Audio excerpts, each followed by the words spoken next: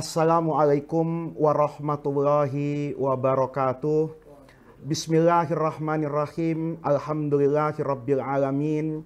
Wassalatu wassalamu ala asyrafil anbiya'i wal mursalin wa ala alihi wa sahbihi ajma'in. Amma ba'du.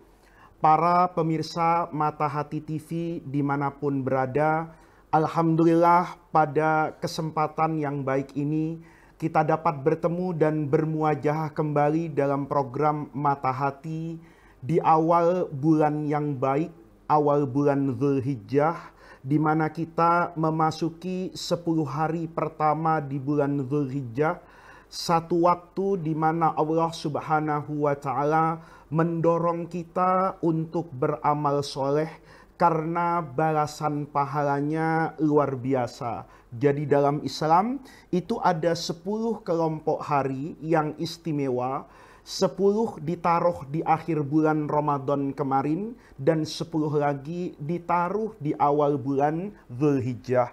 Maka para pemirsa, di hari-hari ini tentu kita semua melihat gelombang jamaah haji yang berangkat meninggalkan tanah air menuju kota Mekah untuk melaksanakan ibadah haji.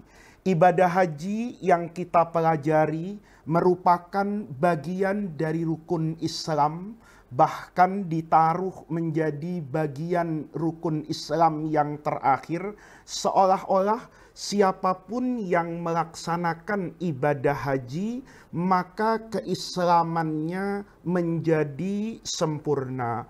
Oleh karena itu, pada kesempatan yang baik ini, saya ingin menjawab sebenarnya beberapa pertanyaan yang disampaikan oleh masyarakat secara umum.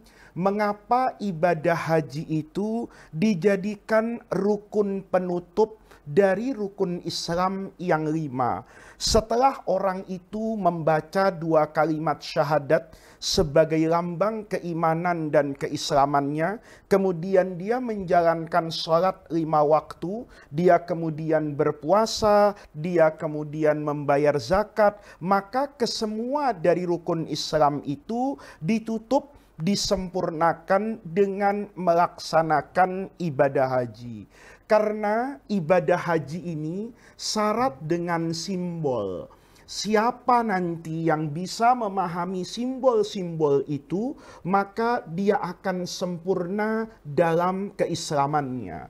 Para pemirsa sekalian yang saya hormati, ibadah haji itu dimulai dengan menuju tempat yang dinamakan miqat. Jadi mudah-mudahan kita semua nanti bisa melaksanakan ibadah haji. Ibadah haji itu dimulai dari miqat, satu tempat di mana nanti siapapun yang akan pergi berhaji ke Mekah itu dimulai dari miqat. Ini sebenarnya merupakan simbol kan.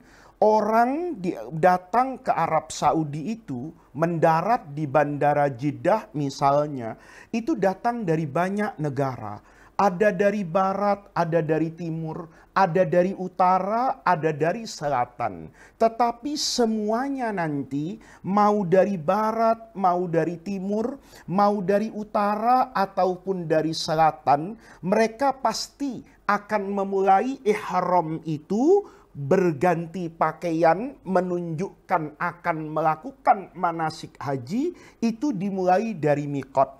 Ini menjadi simbol para pemirsa bahwa kemanapun kita pergi berlari, kemanapun kita berada di dunia ini, maka pada satu masa kita pasti akan mencari miqat untuk menuju Allah Subhanahu wa Ta'ala. Maka begitu kita melangkah menuju miqat, kita mulai ibadah haji tadi. Dengan yang pertama melepaskan baju apapun yang menempel pada tubuh kita, diganti dengan kain 2 lembar yang sering kita sebut dengan kain ihram. Di miqat itu kita lepas pakaian kita. Ini sebetulnya simbol yang syarat dengan makna. bahwa pakaian ini seringkali menjadi pembeda status sosial manusia. Ada orang yang pakaiannya misalnya, kalau saya pakai baju seperti ini, pakai peci, pakai sarung, atau pakai jubah, orang kemudian mengatakan saya ini ulama. Kalau saya misalnya seorang tentara memakai pakaian kemudian di pundak saya ada 4 bintang, maka saya menjadi seorang jenderal. Tentu yang namanya pakaian ini sering membeda-bedakan manusia dilihat dari strata sosialnya. Tetapi begitu kita sampai ke miqat, sampai ke satu tempat menjadi awal di mana kita akan berangkat menuju rumah Allah, maka pakaian itu harus dilepas agar kita semua sadar bahwa di hadapan Allah Subhanahu wa taala manusia itu tidak akan dibeda-bedakan latar belakang sosialnya. Apakah ia seorang kiai, apakah ia seorang habaib, apakah dia seorang ulama, apakah dia seorang penguasa, apakah dia pejabat pemerintah, apa bajunya bagus karena dia seorang yang kaya misalnya, maka pakaian yang menunjukkan status keduniawian masing-masing orang itu harus dilepas. Kalau Anda ingin bertemu dengan Allah, maka yang menjadi ukurannya inna akramakum indallahi atqakum. Maka pakaian itu harus diapakan itu? Dilepas. Begitu pakaian dilepas, tidak ada lagi orang yang nanti akan merasa saya ulama, saya kiai, saya pejabat. Maka pakaian ini dilepas. Bukan saja untuk melepaskan status sosial, bahkan boleh jadi melepaskan diri dari sifat buruk seperti munafik dan riya. Bisa jadi saya karena pakai peci kemudian memantaskan diri berperilaku seolah-olah saya orang yang soleh. Tetapi ketika peci tidak ada di kepala saya, misalnya kemudian saya berganti pakaian, bukan pakaian seperti seorang ulama, bisa jadi apa yang saya perbuat itu berbeda dengan apa yang saya lakukan seandainya saya memakai sarung misalnya. Saya berjalan kemana-mana, begitu saya pakai sarung, terdengar azan, mungkin saya akan mengatakan saya harus sholat tepat waktu. Mengapa? Nggak enak. Masa sih Ustadz dengar azan tidak apa ini? Sholat. Apa kata orang? Artinya apa? Dorongannya kali itu belum tentu karena keikhlasan dan ketulusan, boleh jadi karena mempertimbangkan apa kata orang lain. Tapi di sini saya lepaskan itu. Sehingga saya tidak lagi berperilaku an-nifaq, kemunafikan. Saya tidak berperilaku lagi menjadi seorang yang memiliki sifat riya, ingin dipuji orang. Copot bajumu di tempat miqat. Untuk kemudian engkau masuk ke dalam miqat, mandi di sana. Bersihkan dulu saat engkau ingin menuju Baitullah. Bersihkan lahiriahmu. Badanmu yang kotor itu dibersihkan dengan air. Badanmu yang kotor itu disikat-sikat dengan menggunakan sabun. Tetapi jangan lupa, saat kita membersihkan tangan kita dari kotoran, kita pun berniat, ya Allah, saya ingin bertaubat, mensucikan kedua tangan saya dari perbuatan zalim yang mungkin pernah saya lakukan. Saya ingin mensucikan tangan saya yang sering bermain di keyboard handphone, menyebarkan mungkin aib orang, menyebarkan kekurangan orang, berghibah dengan memanfaatkan media sosial dengan kedua tangan saya. Ya Allah, saya bersihkan ini bukan saja dari kotoran lahiriah seperti debu yang menempel, bukan saja dari kotoran yang menempel di tangan saya, tapi saya ingin juga bersihkan dari perbuatan-perbuatan yang tidak layak untuk saya bawa menghadap Allah Subhanahu wa ta'ala. Ini luar biasa kalau kita mampu meresapi apa-apa yang kita lakukan, bahkan mulai dari apa ini? Miqat. begitu kita melepaskan pakaian kita bersihkan tubuh kita bersihkan hati kita, maka kemudian untuk menjaga rasa itu semua, kita mulai diperintahkan untuk menggunakan kain ihram. Di situ tidak ada lagi bedanya antara orang alim dengan orang bodoh, antara penguasa dengan rakyat, yang kaya dan miskin, semuanya menggunakan pakaian yang sama. Bahkan setelah kemudian nanti sholat di miqat itu, selesai sholat sunnah ihram, sekalipun ada yang berpendapat tidak perlu sholat, apapun yang kita baca dari pandangan ulama, maknanya adalah setelah kita memakai pakaian yang sama, perasaan yang bersih, kita bersihkan dengan Allahu Akbar, bahwa di dunia ini yang akbar adalah Allah. Kita bersihkan, kita kuatkan. Selepas sholat pun, ketika selesai berniat, saya mau melaksanakan ibadah haji, saya mau melaksanakan ibadah umroh, saya ingin berjalan menuju rumah Allah. Di situ tidak ada zikir yang lebih istimewa kecuali dengan talbiyah labbaik Allahumma labbaik. Apa artinya? Labbaik Allahumma labbaik. Saya ini menjawab panggilan Allah. Ke Mekah itu Allah yang manggil, maka tidak layak buat orang yang dipanggil oleh Allah, kemudian sepanjang perjalanan itu banyak menggerutu karena panas, karena macet, karena pelayanan yang A dan yang B. Saya tidak sedang membela pemerintah Arab Saudi, saya juga tidak sedang membela Kementerian Agama yang melaksanakan ibadah haji ini, saya juga tidak sedang membela travel umroh yang menjadi penyedia jasa ibadah ke tanah suci, tetapi perilaku kita itu menunjukkan sejauh mana kita meresapi panggilan labbaik Allahumma labbaik. Saya ini dipanggil oleh Allah. Maka perilaku kita itu menunjukkan seberapa tinggi kesadaran kita antara mulut yang mengucapkan labbaik Allahumma labbaik dengan hati kita yang mengerti kita sedang apa, menuju kemana, dan untuk apa. Orang yang tahu labbaik Allahumma labbaik, yang manggil ini Allah, maka dia akan melangkah dengan penuh ketenangan. Ketika dia berhadapan dengan kemacetan, kalau kita mencintai Allah, kalau kita ingin bertemu dengan Allah yang paling kita cintai di dunia ini, tentu halangan itu tidak akan menjadi pengurang kehusuan ketika yang dituju adalah Allah. Logikanya mudah saja. Kalau saya misalnya mendapat undangan dari satu walimah, dari satu pesta, kalau yang mengundang orang kaya, saya dengar dia memotong sampai 10 ekor kambing. Dia menyediakan misalnya telur itu ribuan butir. Dia menyediakan botol-botol minuman yang bisa saya minum dari air mineral, jus dan sebagainya yang dikemas itu jumlahnya banyak.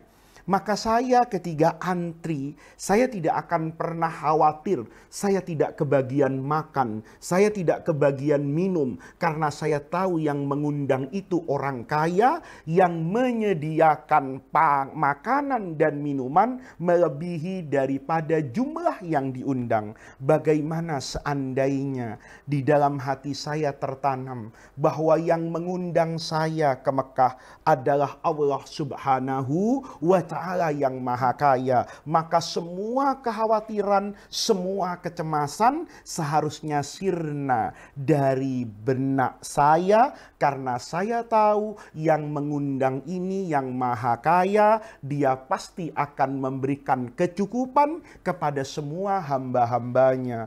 Kalau saya benar mencintai Allah, saya tahu bahwa pada hari itu bukan saya seorang yang sedang menuju titik yang sama.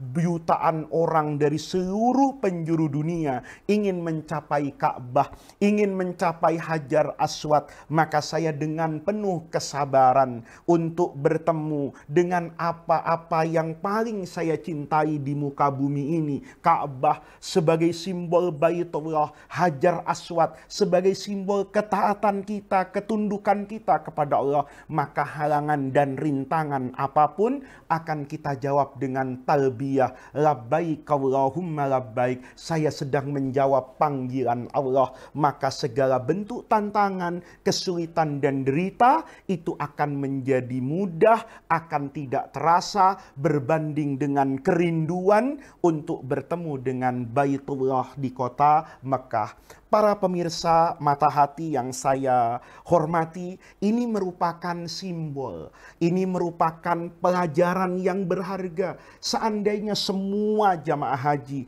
ketika berihram dari mikot merasakan apa yang barusan saya jelaskan, tentu nanti saat selesai ibadah haji dia akan memahami apa yang seharusnya dia lakukan sebagai manusia. Oleh karena itu, kalau boleh kita teruskan, semua ibadah haji ini menjadi simbol. Dengan talbiyah kita berangkat ke Mekah menuju titik yang sama di Masjidil Haram di kota Mekah. Begitu sampai di Mekah, kita pasti akan menuju masjid. Kita masuk ke dalam masjid, yang kita cari pasti satu adalah Ka'bah. Di sana tidak ada sholat tahiyatul masjid. Yang ada buat orang yang berikhram dan memasuki masjid untuk pertama kali, maka tahiyatul masjidnya dia langsung melakukan apa ini? Tawaf. Dia berputar di depan rumah Allah. Itu mengajarkan kepada kita bahwa dari manapun kita berasal, dengan naik apapun kita sampai ke Mekah, status sosial apapun yang melekat pada diri kita, tetapi sebagai manusia, kewajiban Anda adalah berputar di Allah Subhanahu wa Ta'ala. Bukan Allah di dalam Ka'bah itu, tapi berputar. Berputar 7 kali mengitari Ka'bah itu. Berputar di depan Ka'bah itu, seolah-olah kalau kamu hidup, maka bermulalah dari masjid dan dari Allah. Putarilah 7 kali Ka'bah itu, kamu akan melihat dan merasakan pemandangan yang berbeda. Boleh jadi selama ini kita hanya melihat satu sisi dari Allah Ar-Rahman. Tapi Allah itu punya Asmaul Husna yang sedemikian banyak. Begitu kita melihat bahwa di sini ada Rahman, tapi di sana juga ada Syadidul Iqab. Di sini ada Al-Jabbar, tapi di sana juga ada Al-Ghafur. Pahamilah itu secara utuh dan menyatu. Kita diperintahkan seolah-olah bermula dari Allah, berdoa dan berharap di sisi Allah. Selesai dari tawaf, itu kita diajarkan kan untuk kemudian sholat di makom Ibrahim misalnya. Atau ketika tawaf kita juga disunnahkan untuk mencium Hajar Aswad, batu hitam itu. Sayyidina Umar Ibn al-Khattab radhiyallahu anhu ketika mencium Hajar Aswad itu unik sekali. Kata beliau, a'lamu annaka hajarun. Saya tahu bahwa engkau itu sebatas apa itu? Batu biasa, batu hitam itu. Kalau dari aspek batunya, dia tentu sama dengan batu yang lain. Tetapi kata Sayyidina Umar, seandainya saya tidak pernah melihat Rasulullah menciummu, maka saya juga tidak akan menciummu. Saya mencium batu itu bukan karena batunya yang hitam, atau bukan karena batunya yang melekat pada Ka'bah, tetapi karena saya mencintai Nabi Muhammad Sallallahu Alaihi Wasallam. Karena saya pengikut Nabi Muhammad Sallallahu Alaihi Wasallam, maka apapun yang dilakukan oleh Rasulullah pasti akan saya lakukan. Apapun yang diperintahkan oleh Rasulullah pasti akan saya taati. Itu adalah simbol bahwa di dalam beragama ada hal-hal yang rasional bisa kita pahami untuk kita terima dan kita amalkan, karena ajaran agama itu selalu selaras dengan logika manusia, tetapi ada bagian dari agama yang bersifat suprarasional. Dia tidak mudah dipahami menggunakan logika manusia belaka, tetapi dia harus dipahami dengan menggunakan rasa, hati, dan iman. Maka ketika kita mencium Hajar Aswad, walaupun itu batu yang kita cium, bukan berarti kita melakukan ibadah seperti ibadah manusia di masa lalu yang mengagung-agungkan batu. Tetapi batu itu saya cium sebagaimana tawaf tadi mengitari Ka'bah, bangunan yang juga terdiri dari batu-batu yang disusun, bukan karena batunya, tapi itu adalah simbol ketaatan saya kepada Allah, bahwa ada bagian dari agama ini yang tidak mudah untuk saya pahami dengan logika, tetapi saat itu adalah perintah Allah, maka itu harus saya kerjakan. Setelah hati bersih tunduk kepada Allah, maka kita diperintahkan untuk melaksanakan yang namanya sa'i. Sa'i itu lari di antara dua gunung, dari gunung Sofa ke gunung Marwa, yang dilambangkan di dalam Al-Quran, inna sofa wal marwata min sya'airillah. Artinya apa?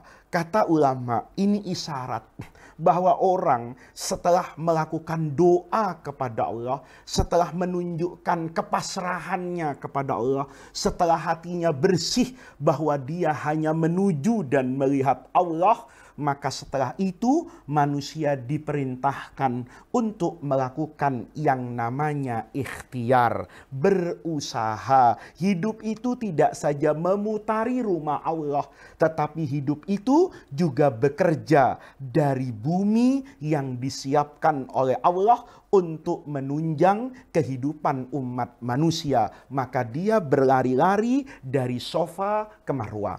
Para pemirsa sekalian, kalau kita ingin berbicara tentang ibadah haji, tentu ada banyak sisi yang bisa kita petik pelajaran di sana. Nanti setelah itu kita akan berangkat ke Arafah, wukuf di satu padang, semua orang sama, semua orang ada di titik yang sama. Itu sama dengan seperti yang saya katakan tadi. Ini adalah simbol, ini adalah pelajaran yang harus kita petik masuk ke dalam hati kita, agar nanti perilaku kita setelah kembali ke tanah air itu menjadi cerminan dari semua manasik haji yang kita lakukan di tanah suci. Orang yang pulang haji, dia ingat bahwa setiap masa itu pasti ada mikotnya. Sejauh apapun kita melangkah, sepanjang apapun umur yang kita miliki, tapi pada saatnya wa anna ila rabbikal muntaha, engkau akan berujung kepada Allah Subhanahu wa taala. Di sana ada mikotnya. Ada mikot tempat di mana nanti engkau mati dan bertemu dengan Allah. Ada mikot waktu di mana ajalmu memang datang di sana untuk kemudian kau berjalan bertemu dengan Allah Subhanahu wa taala di alam akhirat. Itu adalah pelajaran. Pulang ke tanah air, ketika kita pernah melepaskan baju kita, begitu pulang selesai ibadah haji, maka dia akan menjadi manusia yang tidak membeda-bedakan manusia kecuali dari aspek ketakwaannya kepada Allah. Dia tidak mudah memandang rendah orang yang punya pekerjaan rendah, tetapi dia akan memandang orang yang rendah tadi ada pada ketinggian kalau dia tahu bahwa orang ini adalah orang yang memiliki iman, orang yang memiliki Islam, dan orang yang memiliki ihsan. Dia tidak mudah lagi untuk jumawa, mengangkat kepala dan tinggi hati kepada manusia yang lain, karena dia belajar bahwa untuk sampai kepada Allah dia harus lepaskan itu semua. Para pemirsa yang saya hormati, mudah-mudahan dengan kajian singkat pengantar ibadah haji ini, kita semua nanti sebelum berangkat ke tanah suci